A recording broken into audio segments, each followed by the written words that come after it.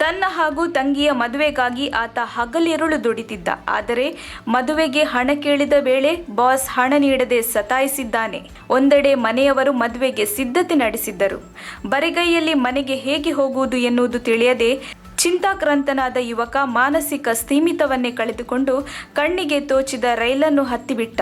ಹೌದು, ಇದು ಅಲಹಾಬಾದ್ನ ಶಿಬು ಎಂಬ ಯುವಕನ ದುರಂತ ಕತೆ, ಸುಖಾಂತ್ಯವಾದ ಘಟನೆ. ಶಿವಕಾಶಿಯಲ್ಲಿ ಕ್ಯಾಲೆಂಡರ್ ತಯಾರಿಸುವ ಸಂಸ್ಥೆಯೊಂದರಲ್ಲಿ ಕೆಲಸ ಮಾಡುತ್ತಿದ್ದ ಶಿಬು ಮತ್ತು ಈತನ ಸೋದರಿಗೆ ಮದುವೆ ಮಾಡಲು ಕುಟುಂಬಸ್ಥರು ನಿರ್ಧರಿಸಿದ್ದರು. ಸಹೋದರಿಯ ಮದುವೆಯ ಬಳಿಕ ಶಿಬುಗೂ ಮದುವೆ ಮಾಡಲು ವಧುವನ್ನು ನೋಡಲಾಗಿತ್ತು. ಮದುವೆಯ ತಯಾರಿ ಹಿನ್ನೆಲೆಯಲ್ಲಿ ಶಿಬು ತಾನು ಕೆಲಸ ಮಾಡುವ ಸಂಸ್ಥೆಯಲ್ಲಿ ರಜೆ ಮತ್ತು ದುಡಿದ ಹಣ ಕೇಳಿದ್ದ. ಆದರೆ ಸಂಸ್ಥೆ ಎರಡನ್ನೂ ನೀಡಲು ನಿರಾಕರಿಸಿತ್ತು. ಇದರಿಂದ ದಿಗಿಲುಗೊಂಡ ಆತ ರೈಲ್ವೆ ಸ್ಟೇಷನ್ಗೆ ಹೋಗಿ ರೈಲು ಹತ್ತಿದ್ದ. ತೀರಾ ಆತಂಕದಿಂದ ಮಾನಸಿಕ ಸ್ಥಿಮಿತ ಕಳೆದುಕೊಂಡು ಅಸ್ವಸ್ಥನಾಗಿದ್ದ. ಹೀಗೆ ರೈಲು ಹತ್ತಿ ಬಂದವನು ಮಂಗಳೂರಿಗೆ ತಲುಪಿದ್ದ.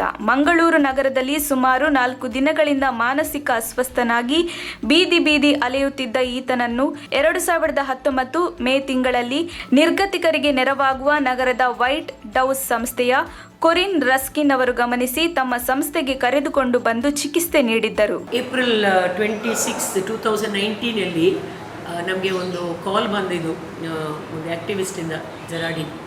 ಅವ್ರು ಹೇಳಿದ, ಒಂದು ಹುಡುಗ ಇಲ್ಲಿ ಪಾಂಡೇಶ್ವರಲ್ಲಿ 4 ದಿನ ಇಲ್ಲಿ ಊಟ ಇಲ್ಲದೆ ಈ ಕಡೆ ಆ ಕಡೆ ಹೋಗ್ತಾ ಇದ್ದೇನೆ, ಮಾನಸಿಕ ಕಾಣ್ತಾನೆ, ಸ್ವಲ್ಪ ಸಹಾಯ ಮಾಡ್ಬೋದೆಂದು. ನಾವು ಹೋಗಿ ಕರ್ಕೊಂಡು ಬಂದೆ. ಅವನ ಹೆಸರು ಶಿಬು ಎಂದು ಹೇಳಿದ. ಬೇರೆ ಎಂಥ ಅವರಿಗೆ ನೆನಪಿಗೆ ಬರೋದಿಲ್ಲ. ಹಾಗೆ ನಮ್ಮೊಟ್ಟಿಗೆ ಇದ್ದ, ಚಿಕಿತ್ಸೆ ಎಲ್ಲ ಮಾಡಿ ತುಂಬ ಹುಷಾರಾಗಿದ್ದ. ಇಲ್ಲಿ ಸ್ವಲ್ಪ ಕೆಲಸ ಮಾಡಲಿಕ್ಕೆ ಸ್ಟಾರ್ಟ್ ಮಾಡಿದ. ಎಲ್ಲರಿಗೆ ನೀರೆಲ್ಲ ಹಾಕ್ಲಿಕ್ಕೆ ನಮ್ಮ ನೀರಿನ ಮಿನಿಸ್ಟರ್ ಹೇಳೋದು ನಾನು, ಯಾಕಂದರೆ ಎಲ್ಲ ಕಡೆ ನೀರು ಹಾಕೋದು ಅವರೇ.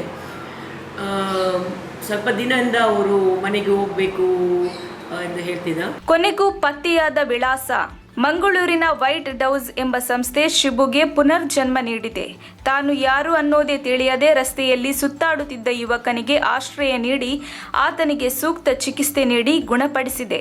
ಬಳಿಕ ಯುವಕನ ಮಾಹಿತಿ ಸಂಗ್ರಹಿಸಿದ್ದು, ಈ ವೇಳೆ ಯುವಕ ಉತ್ತರ ಪ್ರದೇಶದ ಮೂಲದವನು ಎಂದು ತಿಳಿದು ಬಂದಿದ್ದು, ಉತ್ತರ ಪ್ರದೇಶದ ಅಲಹಾಬಾದ್ನ ಮಹಮ್ಮದ್ ಆಯೂಬ್ ಎಂಬುವರ ಪುತ್ರನಾಗಿರುವ ಶಿಬುಯಾನೆ ಮೊಹಮ್ಮದ್ ತೊಯ್ಯಿಬ್ ಇದೀಗ ತನ್ನ ತಂದೆಯ ಜೊತೆಗೆ ತನ್ನ ಊರಿನ ಹೊಸ ಕನಸುಗಳೊಂದಿಗೆ ತೆರಳಿದ್ದಾನೆ.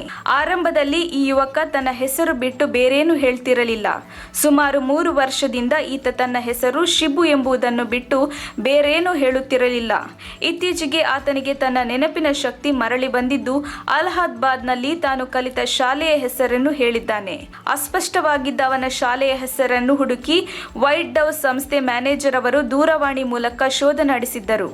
ಮಂಗಳೂರಿನಲ್ಲಿ ಪುನರ್ಜನ್ಮ ಪಡೆದು ಮತ್ತೆ ಮನೆ ಸೇರಿದ್ದ ಶಿಬು ದೂರವಾಣಿಯಲ್ಲಿ ಅವನು ಹೇಳಿದ ಶಾಲೆ ಗೊತ್ತಾಗದಿದ್ದರೂ ಶಾಲೆಯವರ ಮೂಲಕ ಶಿಬುವಿನ ಗ್ರಾಮದ ಸರಪಂಚರನ್ನು ಸಂಪರ್ಕಿಸಲು ಸಾಧ್ಯವಾಯಿತು.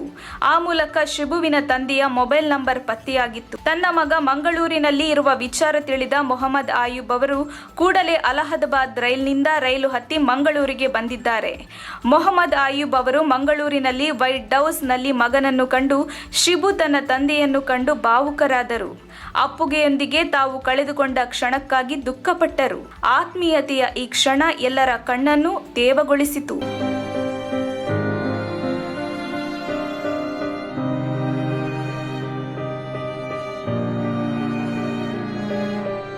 ಶಿಬುವಿಗಾಗಿ ದೇಶದೆಲ್ಲೆಡೆ ಸುತ್ತಾಡಿದ್ದ ತಂದೆ, ಕಳೆದು ಹೋದ ಮಗ ಶಿಬುವಿಗಾಗಿ ಈತನ ತಂದೆ ದೇಶದ ವಿವಿಧೆಡೆ ಲಕ್ಷಾಂತರ ರೂಪಾಯಿ ಖರ್ಚು ಮಾಡಿ ಹುಡುಕಾಡಿದ್ದಾರೆ. ಆದರೆ ಶಿಬು ಎಲ್ಲಿಯೂ ಸಿಗದೆ ಕಣ್ಣೀರಿನಲ್ಲಿ 3 ವರ್ಷ ಕಳೆದಿದ್ದಾರೆ. बेंगलोर गया, मैसूर गया, ढूंढा इसको, हैदराबाद, बेंगलुरु भी आया, मैंगलोर, ये मैंगलोर, हाँ, अभी इधर आया, हाँ, तो लॉकडाउन में VR लॉजिस्टिक्स लिमिटेड, हाँ, VR लॉजिस्टिक्स लिमिटेड, हाँ, हुबली, हाँ, मेन हब, हाँ, पूरे भारत में उनका ट्रांसपोर्ट है, हाँ, तो मेरे मौसी का लड़का गाड़ी चलाता है, हाँ, VRL, हाँ, VRL, हाँ, तो मैं इनको होटल, कॉलेज, वैसी जगह इनको मैं बहुत ढूंढा, लेकिन मिले नहीं।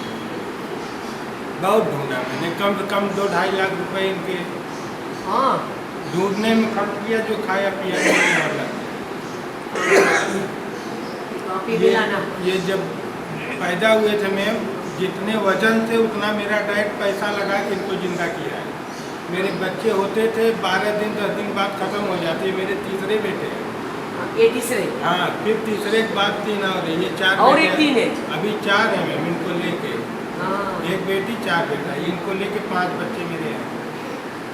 सबसे बड़ा मेरा ये सेबू है। इनसे जो बड़े वाले थे वो गुजर गए हैं। तो उनको क्या होता था मैम, जब पैदा होते थे तो 5-6 दिन के बाद रोने लगते थे। रोते रोते उनको क्या मर्ज हो जाता तो डेथ कर जाते थे। तब इनको मेरे डैड ने एडमिट कर दिया अस्पताल में। ये जब तक अच्छा नहीं होगा हम अस्पताल से लाएंगे नहीं। ये जितना वजन था उतना मैंने पैसा रखा है, तब इसको मैंने पाया है। ಈತನಿಗಾಗಿ ಈತನ ತಾಯಿ ನಿತ್ಯ ರೋಧಿಸುತ್ತಿದ್ದು, ಇಂದು ತಂದೆಯ ಫೋನ್ ಮೂಲಕ ತಾಯಿಯ ಜೊತೆಗೆ ವಿಡಿಯೋ ಕಾಲ್ ಮಾಡಿ ಮಾತನಾಡಿದ್ದಾರೆ.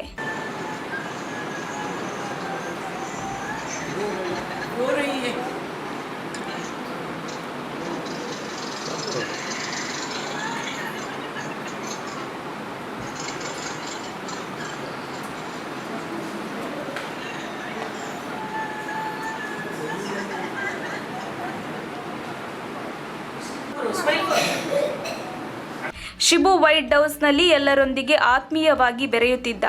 ಈತ ಮಂಗಳೂರಲ್ಲಿ ಚಿಕಿತ್ಸೆ ಪಡೆಯುತ್ತಿದ್ದ. ನಿರ್ಗತಿಕರಲ್ಲಿ ಒಬ್ಬನಾಗಿ ಚಿಕಿತ್ಸಾ ಕೇಂದ್ರದಲ್ಲಿ ನೀರಿನ ಜವಾಬ್ದಾರಿ ವಹಿಸಿದ್ದ.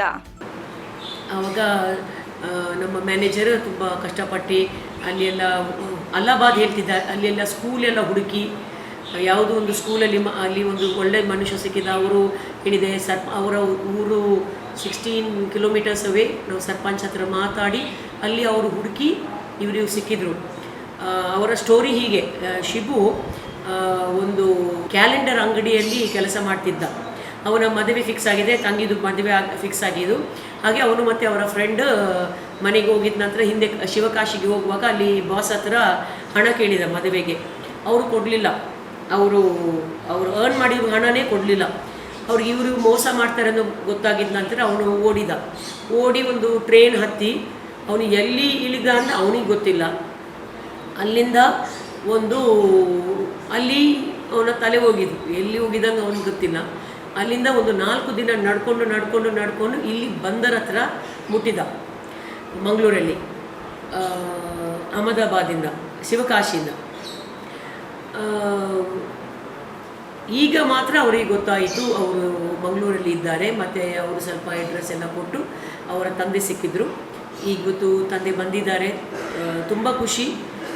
ಯಾಕಂದರೆ ಒಂದು ತಂದೆ ತಾಯಿ ಸಹ ಮೊಬೈಲಲ್ಲಿ ವಿಡಿಯೋ ಕಾಲ್ ಮಾಡಿ ಅವರ ಒಟ್ಟಿಗೆ ಆಗಿದ್ದಾರೆ. ಈಗ ಇವತ್ತು ಕರ್ಕೊಂಡು ಹಿಂದೆ ಹೋಗ್ತಾರೆ ಅಹಮದಾಬಾದಿಗೆ. ಗುಣಮುಖನಾಗಿದ್ದ ಈತನನ್ನು ಎಲ್ಲರೂ ಆತ್ಮೀಯವಾಗಿ ಬೀಳ್ಕೊಟ್ಟಿದ್ದಾರೆ. ಶಿಬು ಕೂಡ ಗೇಟಿನ ಹೊರಗಡೆ ಕಣ್ಣೀರಿಡುತ್ತಲೇ ತನ್ನ ತಂದೆಯ ಜೊತೆಗೆ ಅಲಹಾಬಾದ್ಗೆ ಹೊರಟಿದ್ದಾನೆ. ಶಿಬು ಊರಿಗೆ ಹೋಗಿ ಮದುವೆಯಾಗುವ ಇಚ್ಛೆಯನ್ನು ಹೊಂದಿದ್ದಾನೆ. ಇದು ಮಂಗಳೂರಿನ ವೈಟ್ ಹೌಸ್ ಸಂಸ್ಥೆಯ ಮೂಲಕ 398ನೇ ನಿರ್ಗತಿಕರನ್ನು ಮನೆಯವರಿಗೆ ಸೇರಿಸಿದ ಪ್ರಕರಣವಾಗಿದೆ.